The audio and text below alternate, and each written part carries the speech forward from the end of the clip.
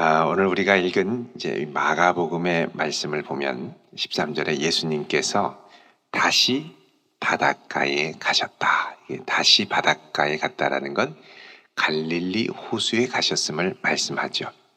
자, 여기에 큰 무리가 나왔습니다. 여태까지 마가복음에 큰 무리가 예수님을 따랐던 것은 예수님의 능력을 경험하기 위해서였습니다. 그래서 해가 질 때 많은 사람들이 예수님께 병자를 데려오고 귀신 들린 자를 데려오고 다 치유해 주셨죠. 예수님이 다 치유해 주셨습니다. 근데 이제 여기서부터 예수님께서는 뭘 하시냐면 그들을 가르치기 시작하시죠. 우리 같으면 이전처럼 계속 병자를 치유하고 기적을 베풀고 능력을 베풀면 좋을 것 같은데 예수님이 이런 능력을 하실 수 있음에도 불구하고 수많은 사람들 앞에 시작하시는 게 뭐냐? 바로 하나님의 말씀을 선포하기 시작하는 겁니다.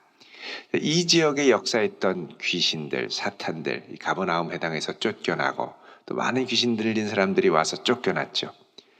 그러니까 여러분 이 귀신이 쫓겨나고 악한 세력이 쫓겨난 다음에는 그 안에 뭐가 들어가야 되냐면 말씀이 들어가야 됩니다. 말씀이 제대로 들어가 있지 않으면 또 다른 평안을 찾게 되고 또 다른 자극을 찾다 보면 결국은 어떻게 되냐면 많은 유혹과 미혹된 것으로 빠지게 되죠. 여러분 우리 자녀들 요즘 이 코로나19로 인해서 어디 밖에 많이 나가지도 않고 주로 집에 있지 않겠습니까? 집에 있을 때 재미있는 텔레비전도 볼 수 있고 여러 가지 활동을 할 수 있지만 그 자녀의 마음에 반드시 이 하나님의 말씀이 머물도록 해야 됩니다. 그러니까 이 생각과 마음과 정서의 중심이 하나님의 말씀이 되어야 한다는 거죠. 그래서 이 말씀을 묵상하고 말씀이 머물러 있게 하고 그 말씀을 머물러 있게 하는 좋은 방법 중에 하나는 말씀 암송입니다. 많지 않더라도 하루에 어느 정도의 말씀을 갖고 외우도록 반복하다 보면 말씀에서 떠오르는 생각이 있죠. 그것도 물어보고 이야기를 나누고 말씀이 머물러 있지 않으면 뭐가 머물러 있냐면 게임이 머물러 있게 됩니다. 게임이 머물러 있게 돼. 또 말씀이 머물러 있지 않으면 재미있는 자극적인 만화들이 머물러 있게 되죠. 인터넷 들어가서 자극적인 것들 이런 것 저런 것들을 보고 그러니까 말씀이 머물러 있지 않으면 다른 것들이 우리의 생각과 정서를 지배하죠. 또 성인들은 어떻습니까? 밖에 나가지 않고 집에만 있으면 불안하니까 계속 뉴스만 봅니다. 뭐 이게 막 어떻다더라 저떻다더라 보면 계속 두렵고 무섭고 겁나고 더 움츠러들죠. 여러분 막 겁나고 움츠러들 때 이거를 주야로 묵상하면 그 다음부터는 하나님의 말씀이 내 안에서 사라지고 말씀이 내 안에 역사가 이게 흐려지는 거예요.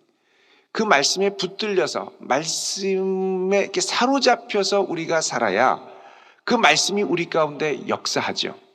그래서 우리 전교인 새벽 기도회를 할 때도 혹여나 나오지 못하거나 여러 가지 상황이 있는 분들은 집에서 꼭 이 시간에 깨서 화면을 보고 같이 기도하자고 했습니다. 왜 그렇습니까? 몸으로는 나오지 못해도 우리의 마음은 하나님의 말씀에 사로잡혀 살아야 하는 것이 사람의 본분이기 때문에 그렇습니다. 사람은 떡으로만 사는 게 아니라 무엇으로요? 하나님의 입에서 나오는 말씀으로 사는 존재이기 때문입니다. 그래서 예수님께서 처음에는 이게 말씀을 거부하고 튕겨내는 그 배후에 방해하는 세력이 있는 걸 아시고 귀신을 예수의 이름으로 쫓아내시죠. 막 쫓아냅니다. 또 질병으로 인해서 예수님께 가까이 나아갈 수 없죠. 그러니까 질병을 치유하시죠. 그러니까 이걸 치유하고 쫓아낸 다음에 사실 후속 작업이 중요합니다. 뭐냐면 그 다음에는 하나님의 말씀이 채워져야 되는 겁니다. 여러분 이단에 있다가 돌아온 사람도 그렇습니다. 요즘 막 신천지에 있는 사람들 이런 거 막 흔들리고 어려운데 이 사람들이 흔들리면 이렇게 해서 돌아오게 되면 그 다음에는 바른 말씀으로 잘 채워줘야 됩니다. 말씀이 제대로 잘 박히지 않으면 그 다음에는 막 혼란스러워하다가 신앙생활을 그만두고 아예 교회는 나가지도 않는다. 이런 분들이 의외로 많이 속출합니다. 진리로 들어가면 다시 이게 회복교육이 되고 바른 교리교육으로 다시 무장이 되면 그리고 뭐가 잘못됐는지를 바로 깨달으면 그 다음에는 지난 시간을 회개하면서 하나님 앞에 열심으로 다시 믿음 생활을 하게 돼요. 그래서 돌아오는 것도 중요하고 잘못된 걸 깨닫는 것도 중요한데 그 다음에 완전 냉담자가 되지 않으려면 바른 진리의 말씀이 들어가야 돼요. 이 가끔씩 보면 그런 얘기를 듣습니다. 누가 정말 신천지에서 열심히 했었는데 어떤 이단에서 열심히 했었는데 이게 잘못된 걸 알고 지도부에 막 얘기를 해도 막 먹히지 않으니까 차라리 나오겠다. 그리고 이제 막 박차고 탈퇴하고 나왔는데 지금 뭐 하냐? 믿음 생활 안 하고 이제부터 난 먹고 살기만 하겠다. 먹고 살려고 막 가는 거예요. 그러니까 말씀이 들어오지 않으면 아주 위험해지는 거예요. 그래서 바른 말씀으로 잘 들어갈 수 있도록 다른 것에 미혹됐던 사람일수록 바른 말씀으로 잘 들어가는 것이 사실은 중요하죠. 이 말씀이 들어가야 됩니다. 자, 예수님이 이제부터는 본격적으로 13절에 바닷가의 큰 무리들을 가르치기 시작하죠. 여기 보면 이 많은 무리들을 가르치는데 귀신을 쫓아내는 역사가 보도되지 않는 것은 이미 이 지역에 역사했던 귀신들을 예수님이 많이 쫓아내셨다는 걸 의미합니다. 그러니까 쫓아냈으면 그 다음에 뭐가 들어가야 됩니까? 말씀이 들어가야 돼요. 말씀. 우리가 아무리 바빠도 이 말씀을 주야로 묵상하며 이 말씀을 붙들고 기도해야 됩니다. 그래야 하나님께서 성령을 통해 주시는 감동의 음성을 우리가 자꾸 들을 수 있습니다. 말씀이 머무를 때. 말씀이 머무르지 않으면 엉뚱한 걸 통해서 음성을 듣기 쉽습니다. 다른 영을 통해 역사하는.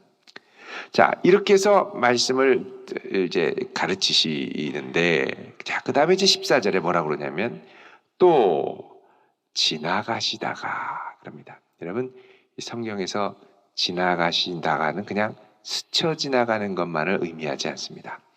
이 지나간다라는 건 하나님의 임재의 통과, 임재가 지나가는. 이게 이제 어디서 온 말이냐면 모세가 하나님께 하나님 원컨대 주의 영광을 내게 보여주십시오 이렇게 기도하죠. 그러니까 하나님이 내가 지나갈 텐데 너는 나를 보면 죽을 테니까 나를 볼 수 없고 내 뒷모습만 볼 거다. 그리고 하나님께서 모세를 딱 가리시고 그 앞에서 이제 지나가시죠. 하나님의 그때 쓰는 용어가 뭐냐? 지나가신다라는 겁니다. 이 복음서에 또 예수님이 지나가시는 게 나오는데 언제냐면 제자들이 갈릴리 호수에서 예수님을 따라서 막 노를 저어 가는데 밤에 폭풍우가 치고 비바람이 내려서 막 배가 막 뒤집히고 하려고 하니까 아주 고난을 겪고 있었죠. 그때 예수님이 그들 가운데로 걸어오셔서 성경에 뭐라고 그러냐면 지나가시려 하실세 이렇게 됩니다. 지나가시려 할 때. 그러니까 예수님이 오셔서 지나간다라는 건 그냥 지나가는 게 아니라 하나님의 신적 임재가 그곳을 지나간다라는 걸 의미합니다. 자, 예수님께서 누구 옆을 지나가셨느냐? 여기 보면 14절에 알페오의 아들 레위가 세관에 앉아 있는 것을 보시고 지나가셨습니다. 당시의 세관은 세금을 백성들로부터 징수해서 로마 제국에게 납세했던 사람. 그러니까는 아주 이 민족의 매국노처럼 죄인으로 아주 사람들에게 멸시받던 사람. 그러나 돈은 잘 버는 사람이었습니다. 그러니까 이 레위가 죄인이 세관에 앉아 있는데 예수님이 지나가셨습니다. 여러분 이전에는 하나님께서는 거룩하신 분이었기 때문에 절대 죄인이 하나님 곁에 가까이 갈 수 없었습니다. 갔다가 죽어놨거든요. 그런데 신약의 시대가 되니까 말씀이 육신이 되어 우리 가운데 거하시는 시대가 되니까 이 말씀이 이제 누구를 지나가냐? 죄인을 지나가는 거예요. 만나기 위해 이렇게까지 하나님이 우리에게 가까이 오셨던 적이 없었습니다. 죄인에게 지나가시는 거예요. 죄인을 지나가는데 누구를 지나가느냐? 알페오의 아들 레위를 지나가는 거죠. 레위는 그 하나님의 임재 앞에 이거 처음 경험할 겁니다. 이게 뭘까? 막 자신의 죄됨이 드러나고 그분의 거룩함이 드러나고 막 이런 변화가 일어날 때 예수님이 레위에게 한마디 말씀하십니다. 나를 따르라. 인생에 대안이 없는 거예요. 주님을 따라가는 거 외에 대안이 없는 거예요. 한마디 하니까 뭐 설명도 필요 없고 왜 내가 가야 되냐. 내가 지금 이렇게 복잡한데 뭐 이게 아주 직관적인 부르심입니다. 네 인생에 제일 필요한 거 나를 따라라. 그러니까 어떻게 합니까? 진짜 벌떡 일어나서 예수님을 따라가는 거예요. 하던 일 다 놓고 그냥 따라가는 거예요. 따라가기만 한 게 아닙니다. 예수님을 그의 집에 초대했습니다. 예수님 오세요. 그 예수님이 가니까 그냥 예수님만 모신 게 아니라 내가 만난 주님, 내가 만난 예수님을 주변에 아주 잔뜩 소문을 내서 주변에 아는 사람들을 다 데려왔습니다. 주변에 아는 사람 다 데려오니까 누가 옵니까? 다 죄인들만 오죠. 세리들만 오죠. 그게 보니까 15절에 집에 앉아서 잡수실 때에 많은 세리와 죄인들이, 자, 여기 세리와 죄인, 여기 이제 와는 등위 접속사로 사용이 돼서 많은 세리 곧 죄인들이 이런 것과 같은 표현입니다. 그러니까 가보니까 다 세리들만 와 있는 세리들. 함께 앉았습니다. 근데 이런 사람들이 예수님을 만나서 뭐라고 그러냐면 이는 그러한 사람들이 많이 있어서 누구를 따른다고요? 예수를 따름이러라 그러죠. 자, 예수님의 말씀을 듣고 예수님과 함께 하다 보니 야, 내가 이제 이런 거 말고 예수님을 따라야 되는구나. 돈 쫓는 게 아니라 예수님 따라야 되는구나. 로마 제국을 따르는 게 아니라 예수님 따라야 되는구나. 이걸 확신하고 그 다음부터 예수님을 따르기 시작하는 거예요. 여러분, 예수님이 우리를 부르실 때는 항상 당황스러운 상황에서 부르십니다. 준비 안 됐을 때 부르십니다. 예수님이 레위한테 나를 따르라. 우리 같으면 주님 준비 좀 하고요. 이제 사업도 좀 정리하고 이것도 좀 놓고 좀 주변에 좀 얘기도 하고 좀 정리할 틈을 주세요. 라든지 아니면 주님 제가 지금 따르고 싶지만 조금 있다가 나중에 따를 테니까 그냥 지나가 주세요. 이럴 수도 있거든요. 근데 저항할 수 없는 순종으로 이끈 게 뭐냐? 바로 주님의 즉각적인, 직접적인 임재하심입니다. 그리고 예수님을 따르는 것, 이 보면은 준비되어야 따르는 게 아니라는 걸 알 수 있죠. 주님이 오셔서 부르셨고 나는 따라갈 뿐이고, 그때는 어떤 믿음도 있어야 됩니까? 내 모습 이대로 주 받으옵소서. 내가 좀 열심히 공부도 하고 주님 성경은 그래도 한번 읽고 가야 되지 않겠습니까? 성경 통독하고 따르기요. 이게 아닙니다. 부족한 모습, 연약한 모습, 준비 안 된 모습, 죄된 모습, 더러운 모습. 오라고 하니까 그냥 벌떡 일어나서 간 거예요. 그리고 이렇게 벌떡 일어나서 가니까 다른 사람도 그 준비 안 된 모습 그대로 초대할 수 있는 거죠. 야, 너 어디 가냐? 예수님 따르라고. 나도 좀 가자. 야, 내가 예수님 따르려고 지금 3년을 준비하고 지금 따르는 건데 너도 좀 3년 동안 돌을 좀 닦고 성경 통독도 많이 하고 좀 이게 모양새도 좀 갖추고, 너무 이게 넌 지금 꼭 날라리 같은데 그러지 말고 복장도 좀 얌전하게 하고 주님을 좀 따라. 이게 아니라는 거예요. 있는 모습 그대로, 내 모습 그대로 주님 오라고 하실 때, 여러분 그때가 제일 복된 때인 줄 믿으시기 바랍니다. 그리고 그 따르는 벅찬 감동과 주님을 만나는 감격이 있으면 주변에 말을 안 할 수가 없다니까요. 같이 너도 가자. 그게 막 가는 거예요. 그게 보면 이 비슷한 사람들이 몰려옵니다.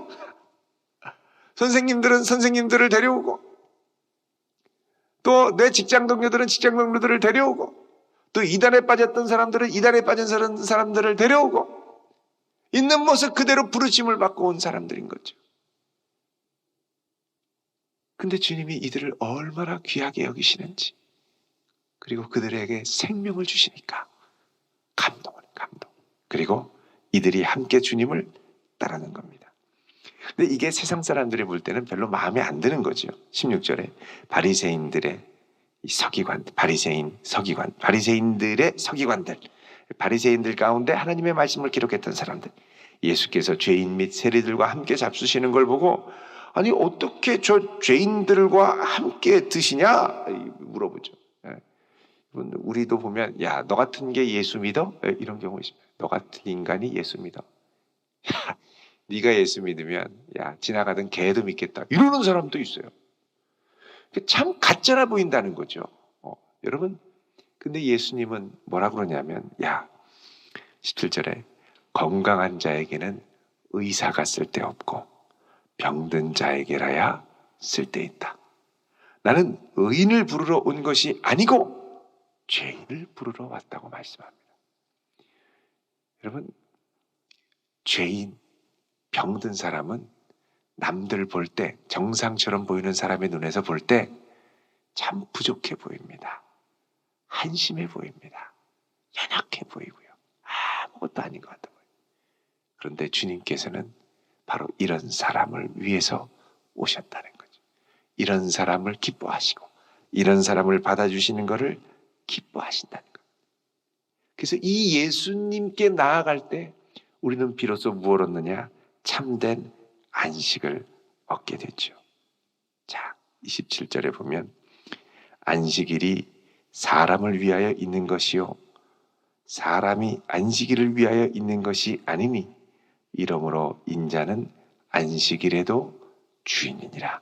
자, 지금 이거 예수님께 와서 같이 먹고 밀가 먹고 이거를 다 딴지를 거는 이유 중에 하나가 안식일의 계명을 지켰기 때문이라고 얘기를 하는데 예수님 뭐라 그러냐?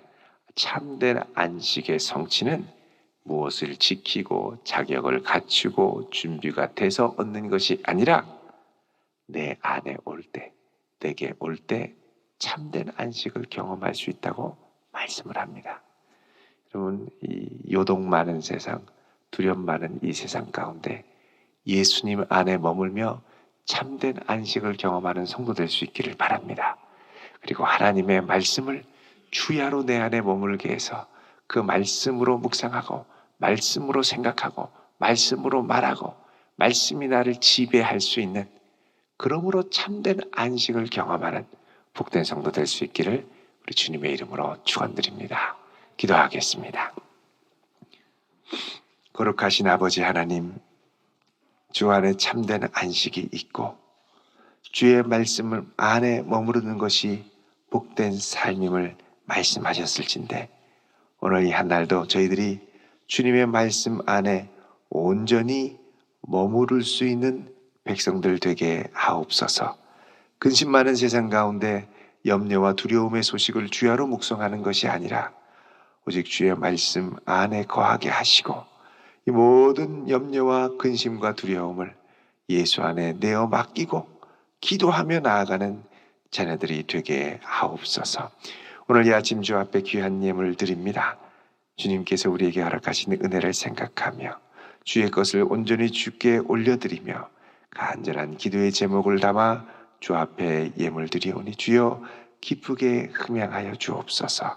오늘 이 한 날도 주께서 우리를 다스리시고 통치해 주시기를 원하오며 예수 그리스도의 이름으로 기도드리옵나이다. 아멘.